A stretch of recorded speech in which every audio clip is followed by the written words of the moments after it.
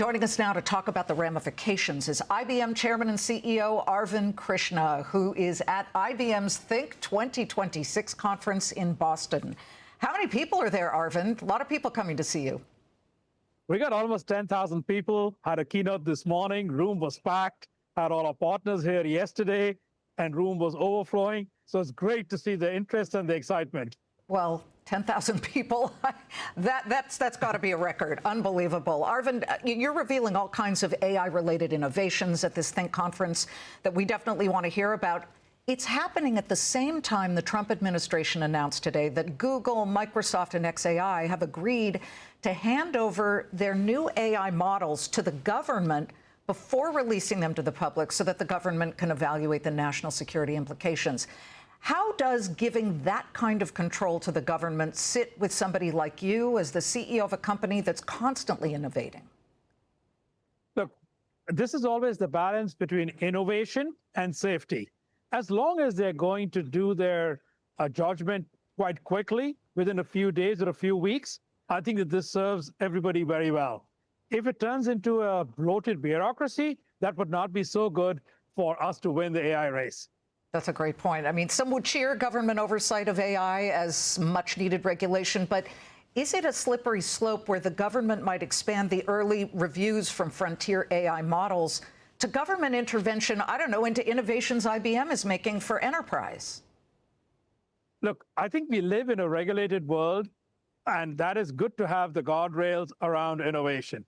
If I look at it, the banking regulators did not say that AI is a different technology. They were always going to regulate the use case of it, whether it's in payments or it's in terms of customer service. In healthcare, the same thing applies. In telecom, the same thing applies. So there is always a level of government oversight. And I get back to the balance between too many regulations, it's terrible. Too few, we may not love the outcome. So we got to find the Goldilocks middle. Well, you found a Goldilocks area in developing the technology that you're unveiling at your show. I want to hear about some of it, specifically the Watsonx orchestrate. This is for enterprises, right? And what does it do that is different from anything else that's out there or that you, even at IBM, have come up with? Yeah, so Liz, we did a number of announcements here. Orchestrate is one, and I'll touch on that in just a minute. But IBM Bob, which helps enterprise developers across the software development lifecycle. Concert, that helps them maintain the security of their entire infrastructure. Sovereign Core, that helps people deploy private clouds in a sovereign way. So to get back to Orchestrate, as we all want to deploy agents, and we actually acknowledge there will be plenty of third-party agents, meaning from other sources, but you need to deploy them in a way you can monitor them, you can audit them, you can make sure they're only getting to the data source you want them to get to, and they're being used for the purpose you want them used to.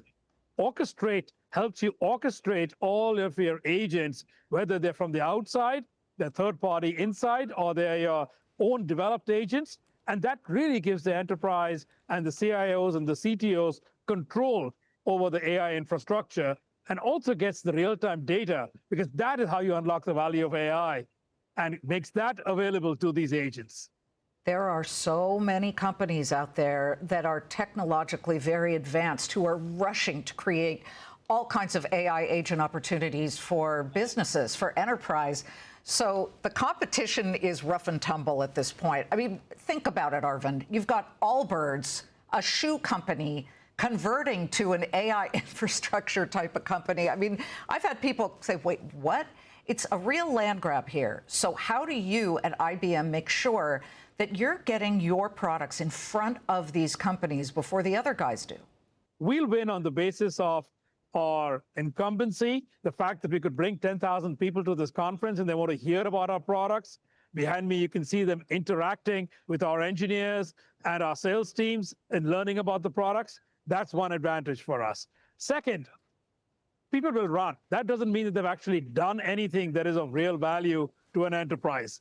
I'll just say it this way. The next few months will separate the wheat from the chaff, and we think we are part of the substance, and we can help get real value. We had a number of great clients this morning who talked about how we are helping them get AI embedded in their enterprise. We had Elevance Health, who's a healthcare company, a pair with over 22 million commercial customers in addition to Medicare and Medicaid. They talked about using our help. Aramco, the world's largest energy company, they talked about how we are helping them get going. We had the Cleveland Clinic talk about how we are helping them improve healthcare outcomes, not just in research, but in how they provide them. I think these are the areas where we will tend to win. And in the end, I think quality of engineering, quality of delivery, and delighting our clients to make sure the AI actually improves their business and is not just a shiny little experiment on the side is the key differentiation. But there are some chief investment officers and technical officers who are a little bit resistant to it. I mean, we hear from them. They're afraid because they're already spending so much on old school suites of software that are very expensive and heavily embedded. How do you convince those companies to basically cut the umbilical cord and go all in on something like this? I think that the reaction to some of the SaaS pricing changes, as well as the seat-based pricing, we're going to see that play out. Whenever there's a new technology that comes in, be it was internet circa 1995 to 2000, now it's AI, it takes a little bit from what was already there. What was already there doesn't go away, but probably gets somewhat compressed in shape. And then some of that is going to get replaced. This is the point of innovation. We have to run to it, because if we don't run to it, then what we otherwise have would get compressed. But being in AI allows us to expand. And I think the latest numbers we printed in the first quarter in the month of April kind of tell us that. We grew our software revenue by 11%. We grew the company by over 5%. Those are really good numbers. And I think that that speaks to our ability to take share in this emerging paradigm.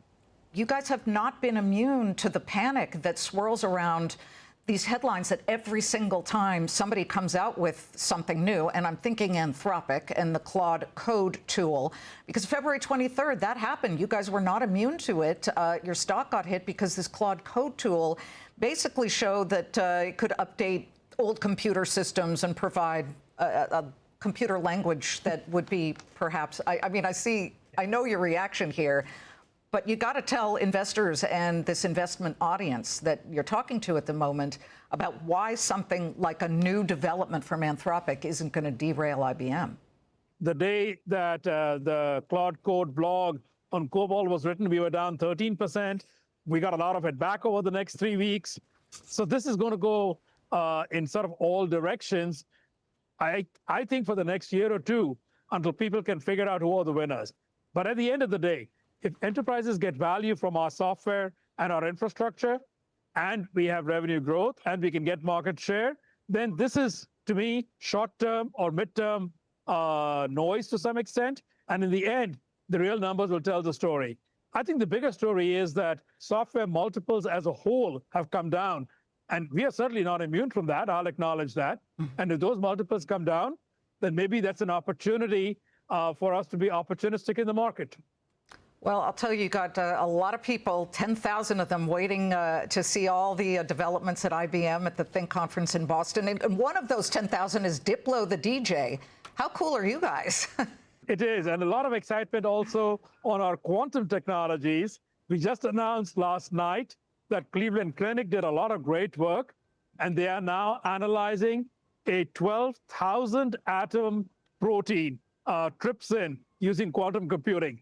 I think that this is a real moment where people are doing real biology using quantum computing. Arvind, thank you.